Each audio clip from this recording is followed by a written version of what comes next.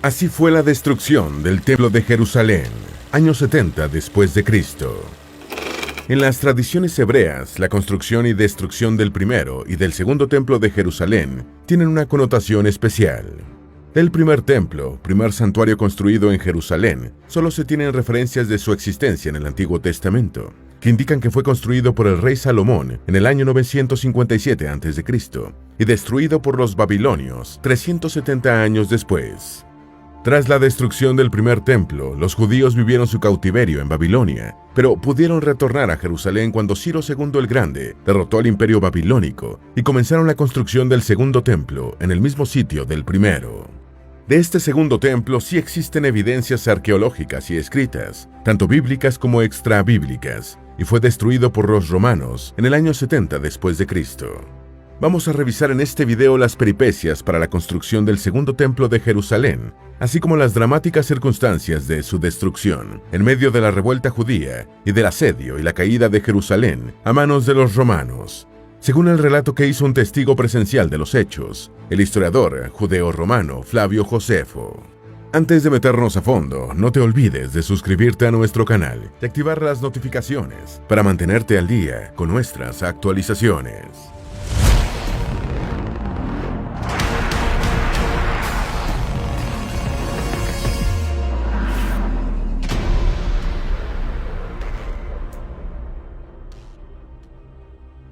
Del primer templo al segundo templo de Jerusalén. Según la Biblia, el primer templo de Jerusalén fue terminado por el rey Salomón en el año 957 a.C.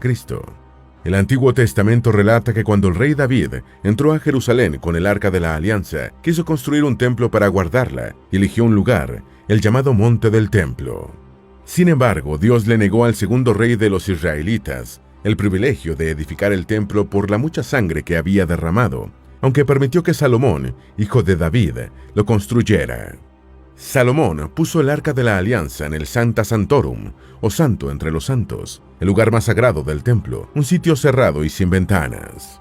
Durante 370 años, el primer templo o Templo de Salomón marcó la vida de los jerosolimitanos, hasta que en 586 o 587 a.C., el rey babilónico Nabucodonosor II invadió Jerusalén, deportó a los judíos a Babilonia y destruyó el primer santuario construido en la ciudad santa de las tres grandes religiones. El primer templo solo se conoce por el Antiguo Testamento y no es mencionado en los relatos extrabíblicos, ni se han encontrado evidencias de su existencia, por lo que los estudiosos más escépticos dudan de su veracidad. Cuando los judíos exiliados retornaron de Babilonia, reconstruyeron su primer santuario, conocido como Segundo Templo.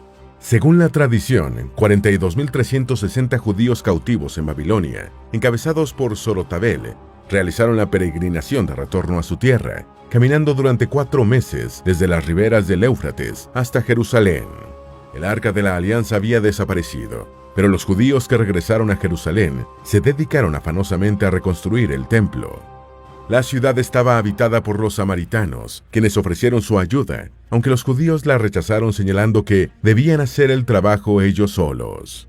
Los judíos habían podido retornar a Jerusalén gracias a Ciro II el Grande, desde que el rey persa conquistó Babilonia, y los samaritanos se quejaron ante el monarca gobernante de la actitud poco amistosa de los recién llegados, por lo que la construcción del segundo templo fue paralizada.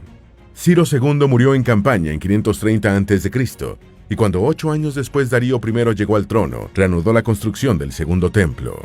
Bajo la dirección de Ageo, Zacarías y Malaquías, los 3 últimos profetas judíos, y con la autorización y el financiamiento del imperio persa, el segundo templo de Jerusalén fue terminado en el año 516 a.C. El periodo del segundo templo de Jerusalén.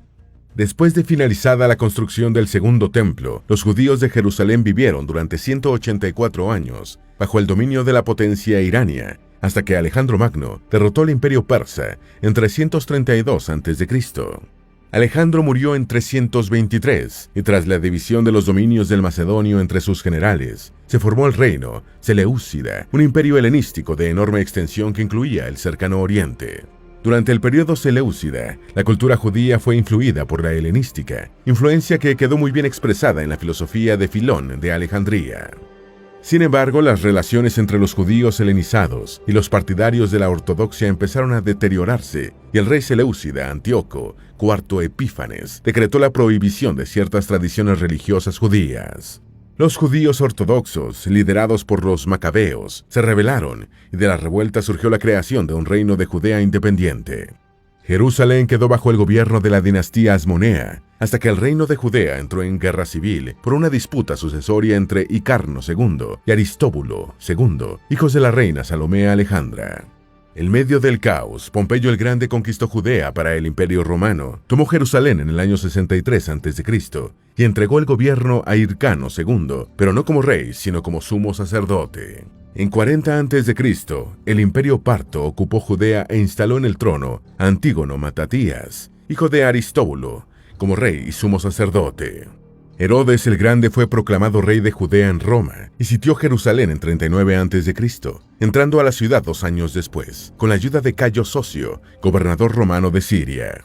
Como rey de Judea sometido al Imperio Romano, Herodes el Grande impulsó un vasto programa de construcciones, incluyendo la ampliación del segundo templo de Jerusalén. Herodes el Grande murió en el año 4 a.C. y fue sucedido por Herodes Antipas, quien se haría célebre por su participación en la muerte de Juan el Bautista y por los acontecimientos que llevaron a la crucifixión de Jesús de Nazaret, según los relatos del Nuevo Testamento. Herodes Antipas reinó en nombre de los romanos hasta 39 después de Cristo, y luego de otros gobiernos títeres de Roma, en el año 66 después de Cristo, estalló la Gran Revuelta Judía o Primera Guerra Judeo-Romana, durante la cual ocurriría la destrucción del Segundo Templo de Jerusalén. Los detonantes de la Revuelta Judía. Tras la conquista de Jerusalén por Pompeyo el Grande en 63 a.C., Roma gobernó Judea a través de procuradores romanos o de reyes locales subordinados, la mayoría de la dinastía herodiana. Tanto los procuradores romanos como los príncipes locales suscitaban el rechazo del pueblo judío por su corrupción y sometimiento a una potencia extranjera, y en 66 después de Cristo comenzó la Primera Guerra Judeo-Romana. Según el historiador judeo-romano Flavio Josefo, quien tenía 29 años cuando comenzó el conflicto, los detonantes de la revuelta judía fueron la realización de un sacrificio pagano en la entrada de la sinagoga de la ciudad samaritana de Cesarea Marítima y la entrega al procurador romano Gesio Floro de dinero perteneciente al tesoro del Segundo Templo. Gesio Floro había sido designado procurador por Nerón debido a la amistad de su esposa con la del emperador, Popea Sabina. Floro favorecía a la población griega frente a la judía, y un día permitió que un griego sacrificara 3 aves frente a la sinagoga de Cesarea, en la que los sacerdotes judíos estaban realizando un culto. El hecho ocurrido en la entrada del templo hebreo convertía en impuro a todo el recinto de la sinagoga, y los judíos solicitaron una entrevista con el procurador romano para protestar y pedir una reparación. Floro exigió el pago de 8 talentos para conceder la audiencia, y después de embolsar el dinero, no solo se negó a recibir a la delegación judía, sino que ordenó encarcelarla. En otra ocasión, el procurador amigo de Nerón ordenó confiscar 17 talentos del tesoro del templo, con el pretexto de que eran para el emperador. Finalmente, la ruptura de los judíos de Jerusalén con Roma quedó simbolizada con la decisión de Eleazar ben Genania, gobernador del Segundo Templo, de paralizar los sacrificios cotidianos en honor del emperador. El alzamiento judío tomó cuerpo en toda Judea, y el procurador envió a la guarnición militar romana a arrestar a los líderes de la rebelión en Jerusalén, los cuales fueron encarcelados, azotados y finalmente crucificados, a pesar de que varios de ellos eran ciudadanos romanos. Nerón destituyó al procurador Gesio Floro en el mismo año 66 y lo sustituyó por Marco Antonio Juliano, pero ya la revuelta judía había prendido. La escalada de la revuelta judía. Según el historiador francés del siglo XIX, Ernest Renan, la revuelta judía constituyó un acceso de fiebre que no se puede comparar con lo que aconteció en Francia durante la Revolución y en París en 1871. Sin embargo, el movimiento tuvo un inicio exitoso. El rey prorromano Herodes Agripa II fue depuesto por los rebeldes y tuvo que huir de Jerusalén con otros funcionarios imperiales que temían por su vida. Los miembros más radicalizados de la revuelta incendiaron la casa del sumo sacerdote judío y lo mataron por su posición moderada, y el alzamiento se extendió por Galilea, Bet-Shan y otros lugares. El gobernador romano de Siria, Gaius Cestius Gallus, se movilizó hacia Jerusalén con una fuerza expedicionaria para encabezar la represión del movimiento, pero no pudo entrar a la ciudad y se retiró. Los rebeldes persiguieron a las tropas de Galus y las emboscaron, perdiendo el gobernador de Siria, casi el equivalente a una legión entera. Poco después fue realizada en Jerusalén una asamblea de judíos para decidir el curso a seguir. La asamblea fue controlada por fariseos de tendencia moderada, incluyendo a miembros del Sanedrín y liderazgo de la revuelta, que había estado a cargo de los celotes, la fracción más radical del judaísmo de la época, pasó a manos de personas más comedidas. Este grupo estaba menos preparado para la lucha armada, pero tenía una mayor capacidad de negociación frente a los romanos. Durante su primer periodo de independencia en casi 5 siglos, los judíos de Jerusalén acuñaron sus propias monedas. Hay indicios de que disfrutaron de una sensación de prosperidad, pero su desafío pronto sería respondido de manera contundente por uno de los imperios más poderosos de la historia: la campaña de Vespasiano y el sitio de Jerusalén. Nerón encargó la restitución del orden romano en Judea a su talentoso general Vespasiano, quien comenzó la represión por Galilea en el año 68. A comienzos del verano del 69, ya el ejército romano había pacificado toda la provincia, excepto Jerusalén, y la ciudad fue sitiada con líderes rebeldes de toda la región en su interior. Quizá Jerusalén habría resistido más tiempo, pero las tensiones entre moderados y radicales estallaron, comenzando un enfrentamiento civil. Entretanto, en Roma, el puesto de emperador había quedado nuevamente vacante. Nerón, asesinado el 9 de junio del 68, había sido reemplazado por Galba, quien reinó hasta enero del 69, cuando también fue asesinado en medio de un complot de la Guardia Pretoriana. Vespasiano, que había sido enviado a poner orden en Oriente, tuvo que regresar a ponerlo en la capital imperial, después de que el ejército que comandaba en Judea y el de la provincia de Egipto lo proclamaron emperador. El sitio de Jerusalén quedó a cargo de su hijo Tito, quien decidió rodear la ciudad con 4 legiones y atacó en abril del 69, en medio de las celebraciones de la Pascua judía. En mayo, el ejército romano abrió una brecha en la tercera muralla y tomó la segunda muralla, dejando a los resistentes recluidos en el área del templo y de la ciudad alta y la baja.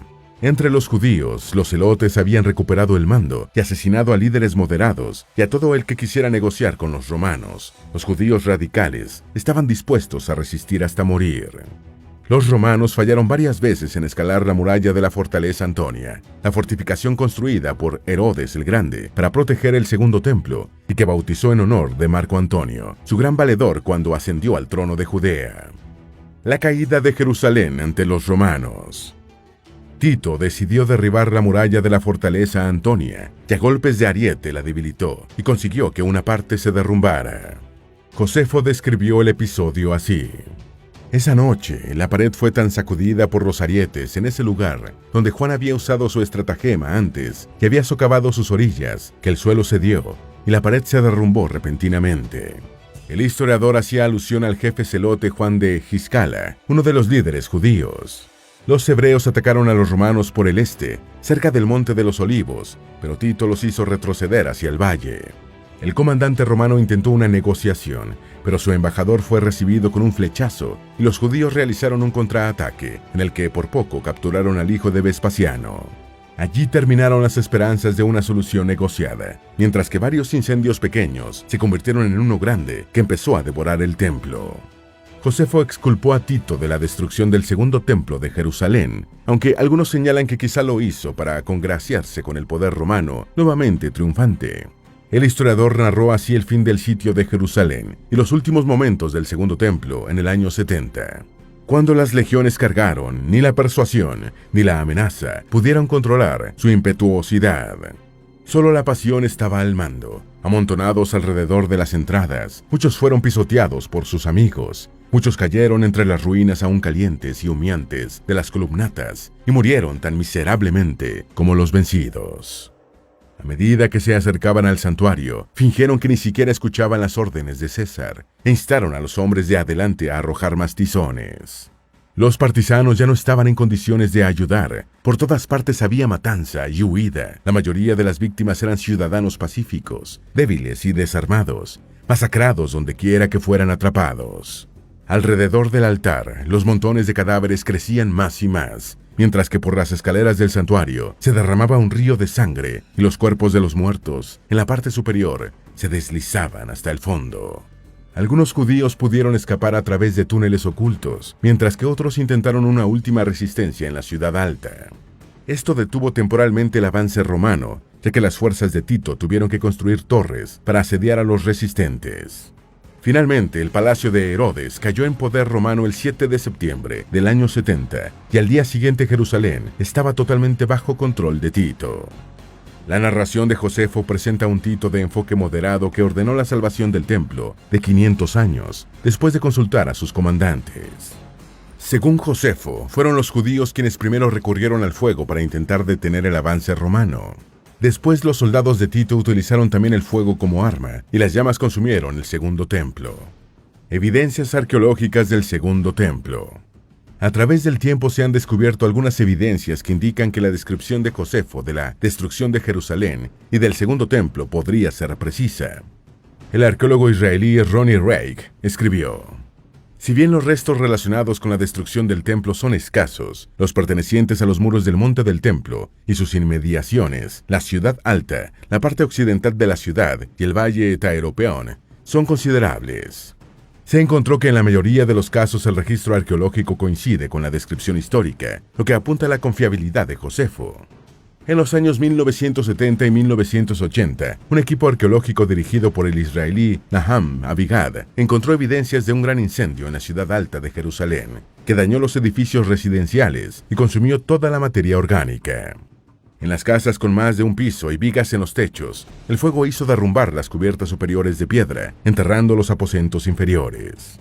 Se encontraron edificios totalmente quemados y otros con claros signos del fuego por todas partes. Los restos de óxido de calcio en varios lugares indican que las piedras calizas estuvieron quemándose por un tiempo prolongado. Algunas de estas evidencias fueron objetos de vidrio que explotaron o se deformaron por el intenso calor y recipientes de caliza manchados con óxido de calcio. En contraste, el basalto y la cerámica, altamente resistentes al fuego, sobrevivieron. No fue un incendio menor, ya que la capa de madera carbonizada y ceniza alcanzó 1 metro de espesor en algunos lugares, y había túmulos de rocas desmoronadas de más de 2 metros de altura.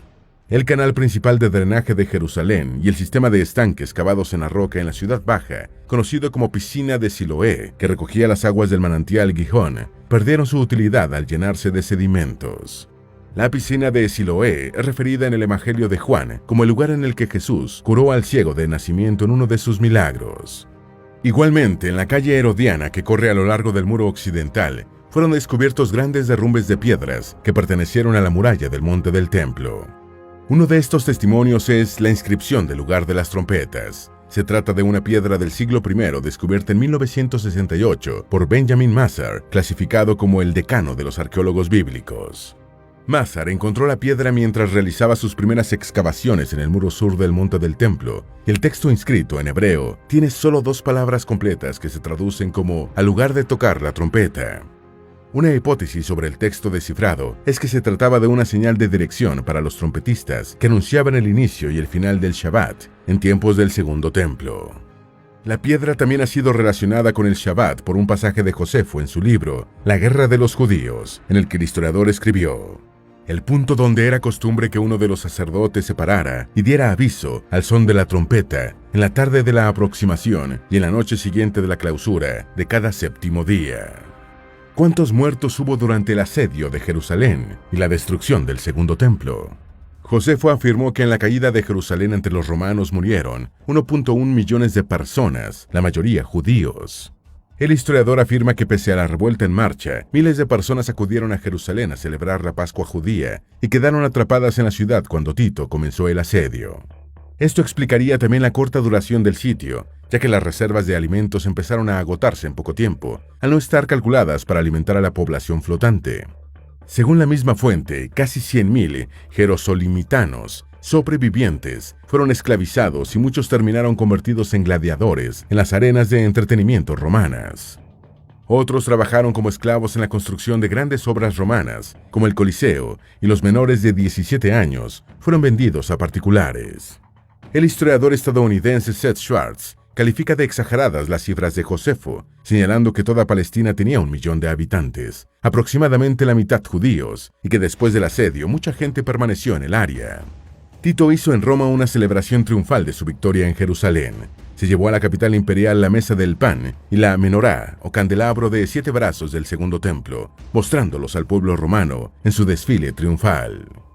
Juan de Giscala y Simón Bar Giora, líderes celotes de la rebelión y de la resistencia al asedio, caminaron encadenados por las calles romanas, junto con otros 700 prisioneros judíos. Los 2 líderes judíos fueron juzgados en Roma, siendo Bar Giora condenado a muerte y Giscala a prisión perpetua. Bar Giora fue arrojado desde lo alto de la roca Tarpeya en el templo de Júpiter, y de Giscala no se supo más nada. La destrucción del segundo templo de Jerusalén supuso una gran pérdida para la cultura judía y de toda la humanidad, ya que desaparecieron objetos valiosísimos y se extinguieron evidencias de cómo era la vida religiosa en Judea a comienzos del primer milenio. Igualmente, las investigaciones arqueológicas han permitido comprobar que, si bien algunos historiadores de la antigüedad exageraban un poco con las cifras, dejaron testimonios bastante precisos de los hechos fundamentales de la Edad Antigua. Esperamos que este video te haya sido útil. Si tienes algo que agregar, por favor, compártelo con nosotros en la sección de comentarios. Dale me gusta a este video y envíale el enlace a tus familiares y a tus mejores amigos para que también sepan más de cómo fue la destrucción del templo en Jerusalén en el año 70 después de Cristo. Si eres nuevo en nuestro canal, no olvides suscribirte. No se te olvide seguirnos en todas nuestras redes sociales, que van a estar aquí abajo en la descripción. Recuerda, un pueblo que no conoce su historia está condenado a repetirla.